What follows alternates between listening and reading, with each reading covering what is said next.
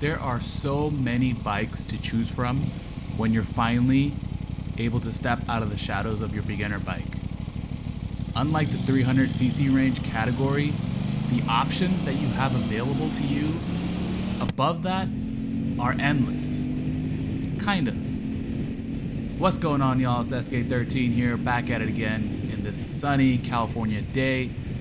Hope you are all having a fantastic day, staying healthy from wherever in the world that you are all watching from.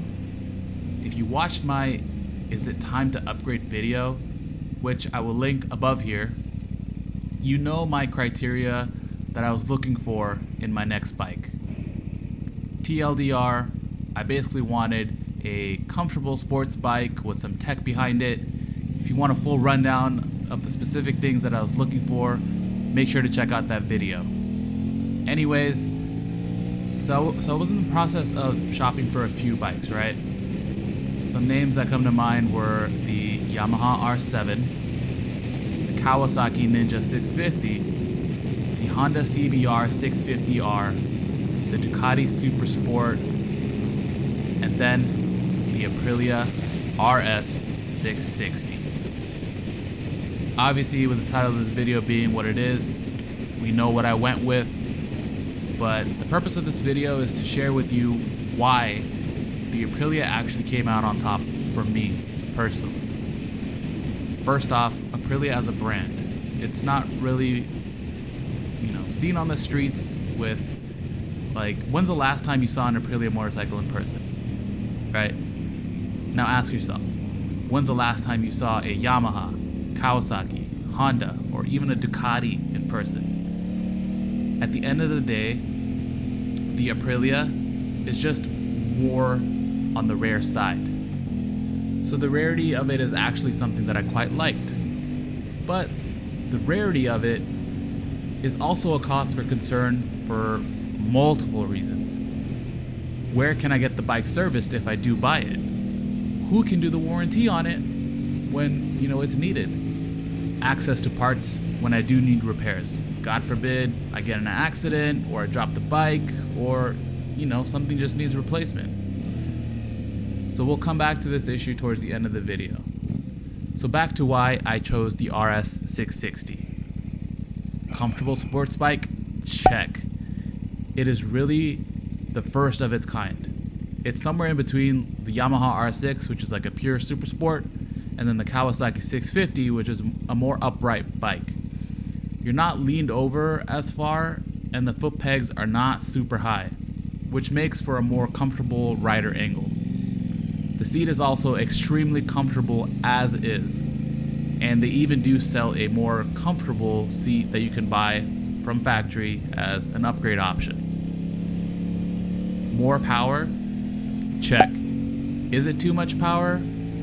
Perhaps, maybe for the street, but it is definitely manageable. It's nothing compared to like a liter bike, and it's really manageable, especially coming from an MT-03. The throttle control will take some getting used to, but it is what it is. You have the different commuter modes, the dynamic modes, the individual modes to kind of help deter the throttle from being too sensitive, and it's really able to manage, especially in the commute mode. The power is just so much fun. Technology-wise, check. Although I work in healthcare, I'm a huge tech guy. Is a lot of tech a necessity though? Absolutely not. Is it fun though? Absolutely. The RS660 has lean sensor riding aids. That's just a fancy way of saying that when you're leaned over in a corner and you lose traction, the computer senses it and the traction control basically kicks in to save your booty. It has different maps like I mentioned earlier, the commute, dynamic, and individual. The last of which is the one that's actually customizable. I had to look this stuff up, but you can adjust the various categories such as engine braking, traction control, wheelie control, etc., etc. So you can really go ham with it. And my favorite thing, tech-wise, that's probably the most simple actually, is the quick shifter. It has quick shifter up, quick shifter down. It just makes things more fun and easy Like, you know, when I'm going on more spirited rides, I have to focus less on like what gear I am, and I can focus more on like my rider position. I can look and focus more on, you know, maintaining where my eyes are going, so really looking ahead in the turns, etc., etc. Next, we have the cost per value package. Check. The MSRP on this bike is $11,300 USD for 100 horsepower and all this tech. Compared to other bikes that I was cross-shopping, it was good value. Slightly more expensive than the R7, which, you know, similar power like the MT-07, but doesn't have all the tech. Slightly more expensive than the Ninja 650, the CBR 650R, and then cheaper than the Ducati Super Sport. And then I was also kind of looking at the Panigale V2, and it was definitely cheaper than that. It's also cheaper than a used Yamaha R6. Although this wasn't something that I was particularly cross-shopping, given the extremely aggressive ergos, but you know, people out there might be cross-shopping the R6 versus the RS660, so decided to throw it in here anyways. Looks-wise, check. This one is truly subjective, but in my opinion, this is like a drop-dead gorgeous bike.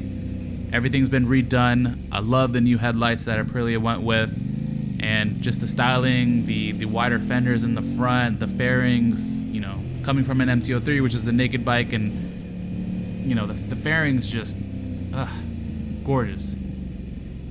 All right, that's enough of the good talk though. No decision is without any concerns or worries, right? This decision to choose this bike was no different. Like I kind of mentioned or alluded to earlier, the Aprilia RS660 is actually a brand new bike created by Aprilia. First model years tend to have their issues, and the RS660 was definitely no exception. There were technical service bulletins, various software issues, and the worst of all, engine recalls. Given the engine recalls were limited to, you know, specific VIN number ranges, at least Aprilia was kind enough to basically hand out free engine replacements, and they actually didn't lag a whole lot with it. So I would say that's pretty good customer service and puts a little faith in them, so it's a plus for me. And then you might say, well, yes, new bikes have their issues, but that's what the factory warranty is for, right? But the greatest challenge is, where will you actually take your Aprilia for warranty work? Is there an Aprilia dealer by you?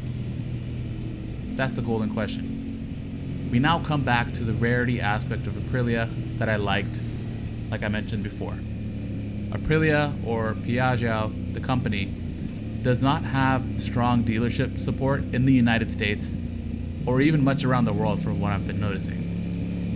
You either fall into three different categories. You have an Aprilia dealer close by, you have an Aprilia dealer in a couple hours driving range, you do not have an Aprilia dealer around you at all.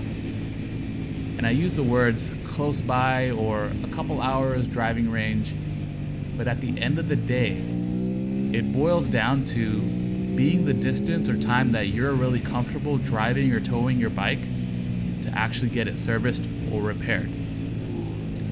I would honestly say that if you don't have a Aprilia dealer by you to complete repairs or warranty work, perhaps the Aprilia is not a good fit for you. So you might be wondering, do I have any dealership support near me? Yes, I do.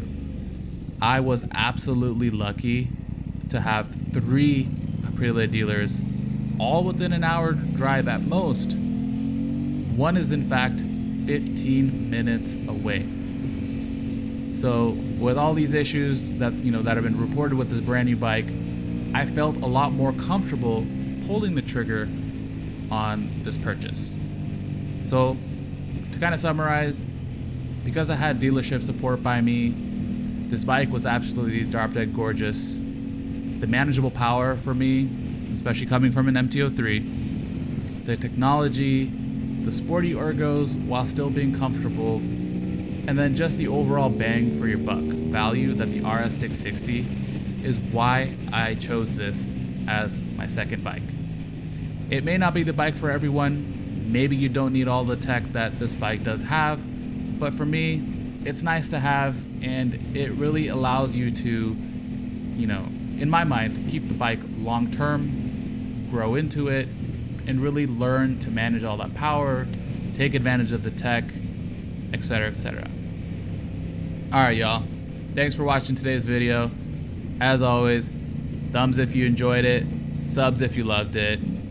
Comment down below any thoughts or questions y'all have. Are you thinking about upgrading your bike? Quote unquote upgrading. Or, what are your thoughts on the Aprilia RS660? All right, guys. Have a glorious day. Peace.